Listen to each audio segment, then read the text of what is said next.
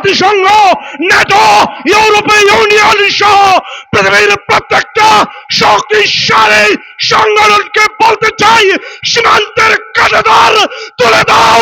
দেখি তোমাদের শক্তি বেশি না আমাদের মুসলিম যুবকের রক্তের বারুদ বেশি। একবার পাসপোর্ট তুলে দাও, ভিসা তুলে দাও।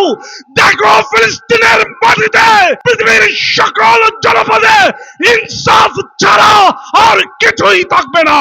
কিন্তু আজকের দিনে তোমরা জাতিসংঘ করেছ, ন্যাটো করেছ, ইউরোপীয় ইউনিয়ন করেছ, আমেরিকান সাম্রাজ্যবাদ করেছ, আর সব কিছুর বিনিময়ে তোমরা মানুষ তার লাইসেন্স নিয়েছ।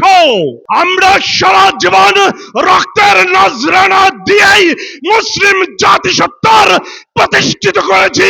প্রয়োজনে আবারও রক্তের নজরানা দিয়ে ফিলিস্তিন সহ পৃথিবীর সকল মুসলিম জনপদকে স্বাধীন করব ইনশাআল্লাহ।